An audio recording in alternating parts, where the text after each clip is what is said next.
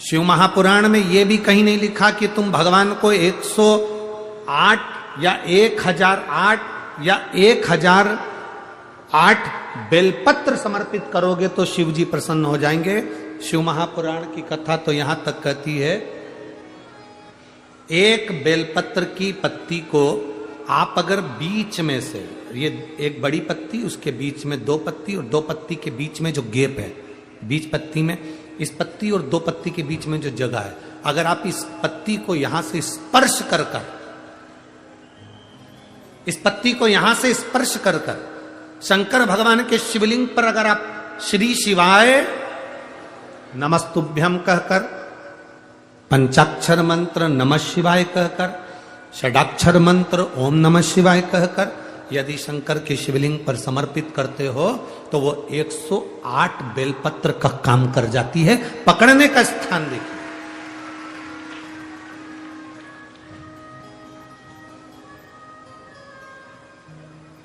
ये स्थान की बड़ी मूलता है, जो ये बड़ा मूल माना गया।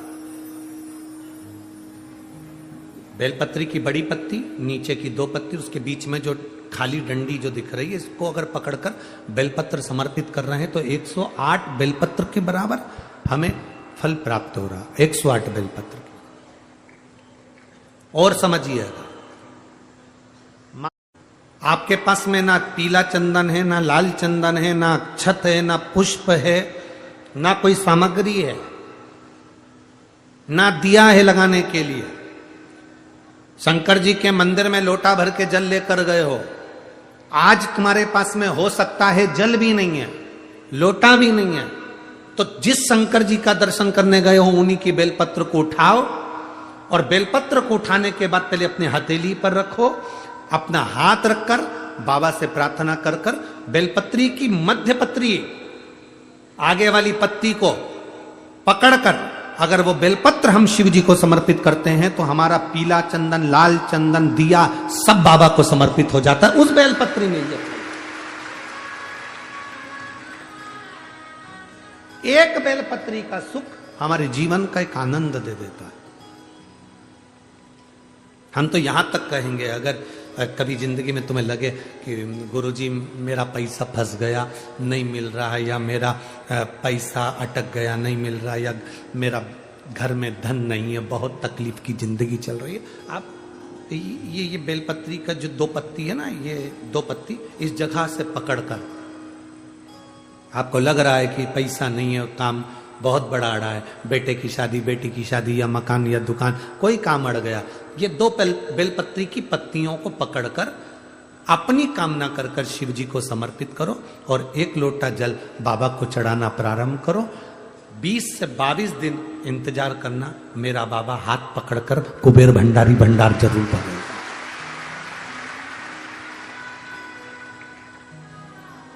दो पत्ती को पकड़कर, लोग कहते हैं ब्रह्मा विष्णु महेश हैं बेलपत्री में, शिव जी के 3 नेत्र हैं बेलपत्री में, शंकर भगवान के त्रिशूल की 3 कोर है बेलपत्री में। हम कहते हैं अभी थोड़ा आप स्मरण करेंगे, अगर आप शिव महापुराण को अच्छे से पढ़ेंगे तो आपको ज्ञात होगा, कुबेर को धन देने वाले कौन है? बोलते जाओ जरा जमकर, कुबेर भंडारी, कुबेरेश्वर महादेव, मतलब शिव शंकर कुबेर को धन देते हैं। जिस समय पर भगवान विष्णु संपूर्ण विश्व के कल्याण के कार्य करने लगे, कुछ नहीं हाथ में रहा, तब लक्ष्मी से उन्होंने धन लिया। आपने वहां तिरुपति बालाजी की कथा सुनी होगी, लक्ष्मी से धन लिया। लक्ष्मी, इन जीवों के कल्याण के लिए तू मुझे धन दे दे। लक्ष्मी ने धन दिया। एक दिन नारायण ने पूछ लिया लक्ष्मी से, लक्ष्मी मैं नारायण, मेरे पास भी संपदा की कमी नहीं, पर तेरे पास लक्ष्मी इतनी संपदा कहां से आती है? तेरे पास इतनी संपदा कहां से आती है? लक्ष्मी जी कहती हैं, मेरी माँ ने, मेरे पिता ने मुझे केवल एक ही बात सिखाई थी, किसी के आगे हाथ नहीं फैलाना है, शंकर की स्तुति करना है। लक्ष्मी जी कहती हैं जब मुझे जरूरत पड़ती है मैं कुबेर को साथ में लेकर पहुंचती हूं। बेलपत्री की ये बीच वाली पत्ती है शिव, माता लक्ष्मी और कुबेर, उन दोनों के सामने हाथ पसार कर कुबेरेश्वर महादेव से मांग रहे हैं, भगवान शंकर से मांग रहे हैं।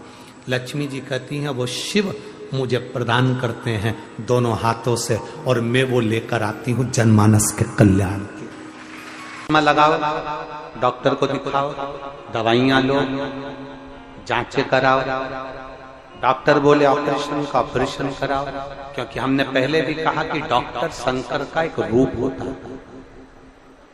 हमने पहले भी कहा कि डॉक्टर शिव का एक रूप होता है। आप जांच कराइए, आप डॉक्टर को दिखाइए।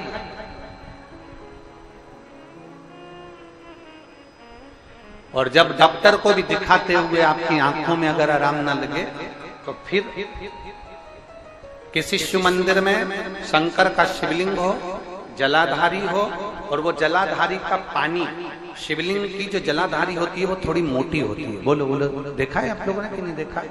जिसपे ये शिवलिंग रखा रहता है, ये शिवलिंग जिस पे रखा है वो मोटा होता है कि ना? तो जलाधारी जो मोटी होती है ना चारों तरफ, तो शंकर पे चढ़ा हुआ जल इस जलाधारी में से जब यहां से बहकर आता है, उस स्थान पर अपनी हथेली का स्पर्श करिए, और स्पर्श कर कर शंकर के मंदिर में ही नेत्रों को लगाने का प्रयास करिए। 22 से 25 दिन तक आंखों में लगाने का प्रयास करना। 30वें दिन हमको पत्र लिखकर भेजना कि आपकी आंख की रोशनी बढ़ना प्रारंभ हुई कि नहीं, आपका चश्मे का नंबर ठीक हुआ कि नहीं। नेत्रों पर इस स्थान का महत्व है। ये गणेश और कार्तिकेय का स्थान, बीच में अशोक सुंदरी का स्थान, शिवलिंग, शंकर के ऊपर जो जल गिरता है, शंकर जी की 5 लड़कियां, जहां से जल नीचे गिर रहा है, ये 33 कोटि देवी देवताओं की जो धर्म पत्नियां हैं उनका स्थान होता है, जहां से ये जल नीचे की ओर आता है। उस स्थान पर अपनी हथेली का स्पर्श कर कर अपने नेत्रों पर लगाना प्रतिदिन प्रारंभ करो। 25 दिन के बाद बात करेंगे कि नेत्र की रोशनी बढ़ती है कि नहीं। जांच भी कराना, डॉक्टर को दिखाना भी कि हमारी नेत्र की रोशनी का कितना अंतर है, जरा देखकर बताओ जरा। कोई कोई माताएं कहती हैं गुरुजी हमारी सुनता ही नहीं है, हम तो भगवान को रोज जल भी चढ़ाते हैं, आराधना भी करते हैं, साधना भी करते हैं, पूजन भी करते हैं, तो भी शिव हमारी बात नहीं सुनता। हमारा निवेदन है, शिव ने कितनी सुंदर संसार की रचना करी है, ये विचार करिए।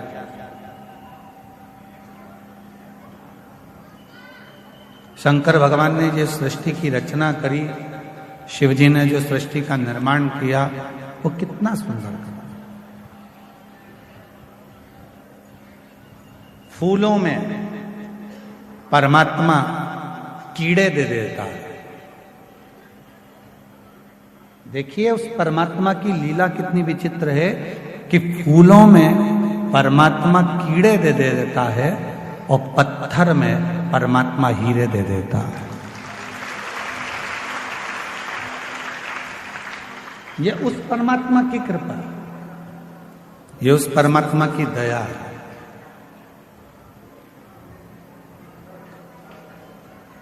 जिसने ज्यादा संघर्ष किया है, बहुत मेहनत करी है, बहुत परिश्रम किया है,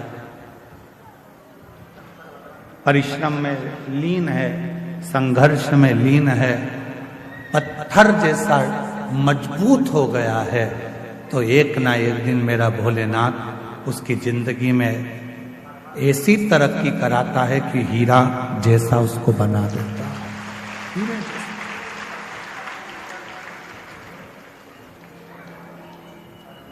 बस उसके लिए एक सबसे बड़ी बात है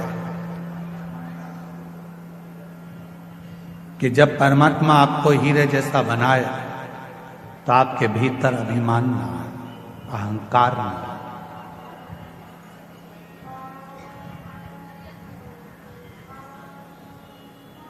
आपके भोजन करने से, अगर आपके भोजन से किसी के मुख में पानी आ रहा है तो आपका भोजन करना बेकार है।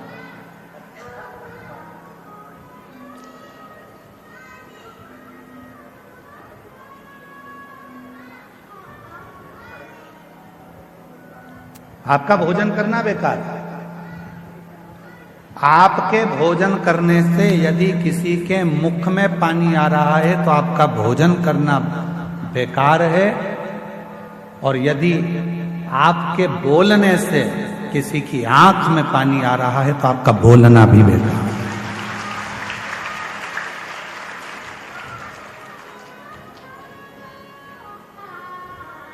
भोजन करते समय भोजन की थाली में जो पकवान है उस पकवान को देखकर अगर किसी के मुख में पानी आ गया तो आपका जो भोजन आप ग्रहण कर रहे हो वो आपके शरीर को नहीं लगता, आपके शरीर को नहीं लगता।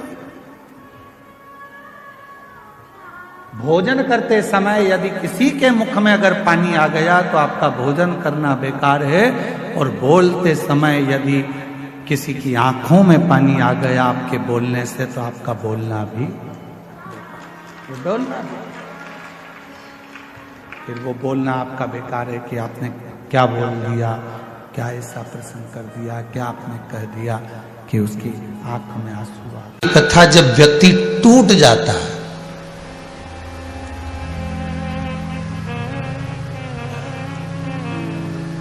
हर तरह से जब वो हताश हो जाता है, टूट जाता है, फिर उसके पास में कोई साधन जब उसे नजर नहीं आता, तब गुरु के शब्द याद आते।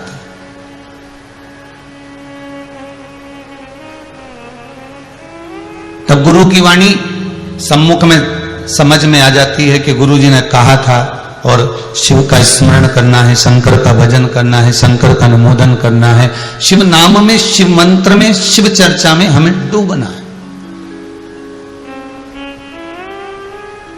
फिर वो मन को ले जाकर हमने भगवान शंकर के चरणों में ले जाकर छोड़ दिया। और ये मन बड़ा विचित्र है, सबसे ज्यादा यही नहीं जाता है। शरीर तो तुम ले जा सकते हो, शरीर तो तुम बारंबार विचार कर कर, चलो उज्जैन जाना है, चलो ओमकारेश्वर जाना है, चलो सोमनाथ जाना है, परली भेदनाथ जाना है, ममलेश्वर जाना है, यही नहीं पहुंचता। और इसके लिए अथक प्रयास कर दिया जाता है, बहुत बहुत प्रयास किया जाता है, तो भी मन वहां तक पहुंच नहीं पाता। इसको ले जाकर छोड़ने का भी प्रयास कर रहे हो, इसको ले जाकर वहां तक ले जाने का भी प्रयास कर रहे हो, पर वो मन जाता नहीं। ये मन बड़ा चंचल है, कैसे तेरा भजन करूं, जितना तेरा भजन करूं उतना ही मैं चलता है। भजन में ले जाओ तो भोजन में चले जाता है,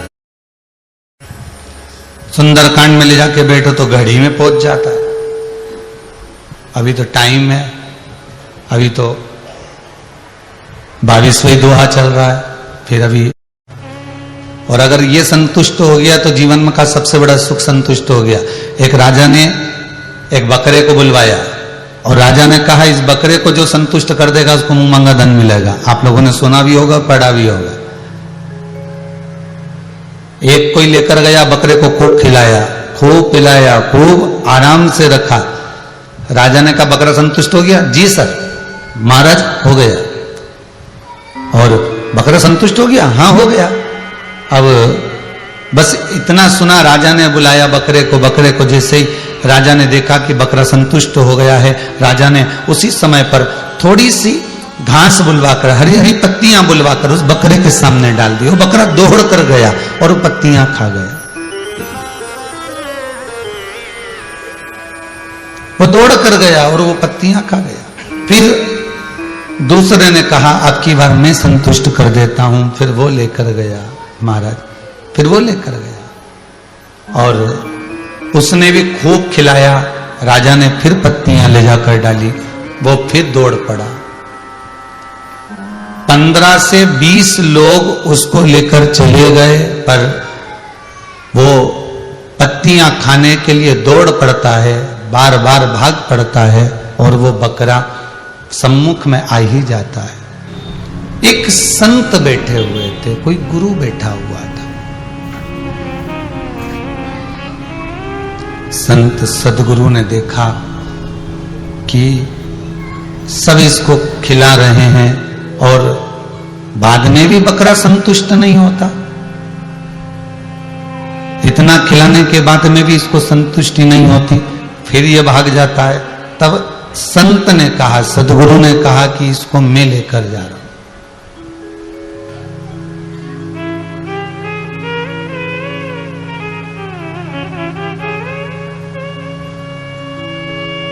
संत ले गए उसको, खूब खिलाया दिन भर। शाम का समय था, संत ने फिर 2 घंटे का गैप करा, रोका, फिर पत्तियां दी, वो फिर खाने आ गया।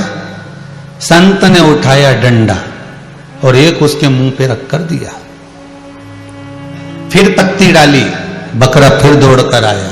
संत ने फिर डंडा दी, फिर पत्ती डाली, बकरा फिर दौड़ कर आया। संत ने फिर डंडा दिया, संत ने फिर पत्ती डाली, बकरा दौड़ कर आया। अब की बार बकरे को लगा खाऊंगा और डंडा पड़ेगा, नहीं खाया। अब राजा के पास में बकरे को लेकर गया, महाराज मैंने इसको संतुष्ट कर दिया, आप देख लीजिए ये संतुष्ट हो चुका है, संतुष्ट हो गया। हाँ आप देख लीजिए।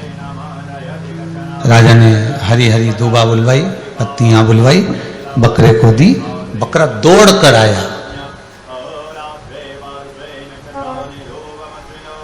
भागता भागता आया और खाने ही वाला था, इतने में उसको याद आया कि खाऊंगा और डंडा पड़ेगा, बकरा वापिस चले गए।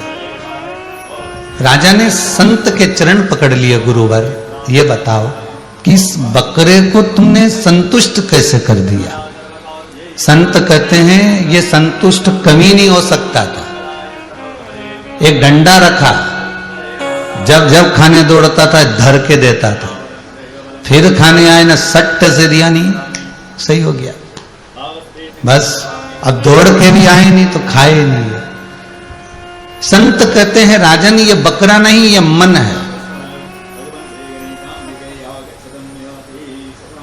ये दौड़ दौड़ कर जाता है। इस मन पर यदि शिव महापुराण का डंडा पड़ते रहे तो ये मन भी सीधा चलता रहेगा, फिर आसक्ति में नहीं डूबेगा, फिर काम में, लोभ में, वासनाओं में, तृष्णा में, आसक्ति में, कहीं मोह में, कहीं किसी चीज में ये बकरा फिर जाता नहीं है, ये बकरा फिर पहुंचता नहीं।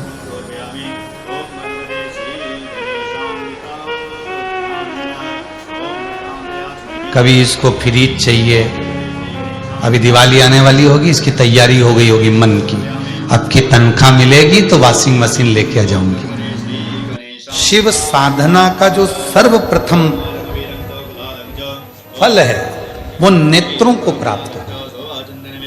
इसीलिए जो श्री शिवाय नमस्तुभ्यम जपता है, पंचाक्षर मंत्र नमः शिवाय जपता है, या षडाक्षर मंत्र ओम नमः शिवाय जपता है, या शिवजी के मंदिर में जाकर 1 लोटा जल चढ़ाता है, श्री शिवाय नमस्तुभ्यम का उच्चारण जो दिन भर में कम से कम 11 बार 21 बार भी अपनी जिह्वा से कर लेता है, तो कहा उसके नेत्र सिद्ध होते चले जाते हैं, उसकी दृष्टि पड़ने से भी जीव का कल्याण हो जाए, मात्र दृष्टि। अक्षर भगवान के मंदिर में या शिव मंदिर की चौखट पर, तीसरा आंवले के वृक्ष के नीचे, ये 3 जगह पर आप प्रणाम कर कर, झोली पसार कर बाबा देवाधिदेव महादेव, माता लक्ष्मी और पार्वती के नाम से दिया लगाना प्रारंभ कर दीजिए। 3 महीने की शिवरात्रि पूरी हो, ये निश्चित है अगला पत्र आपका इस जगह पर मिलेगा कि बाबा ने मेरा ये काटा है। शंकर जी को शिवरात्रि पे क्या चढ़ाया जाता है? बेर। कितने बेर चढ़ाते हैं? शंकर जी को शिवरात्रि पर कितने बेर चढ़ते हैं? हर शिवरात्रि का 1।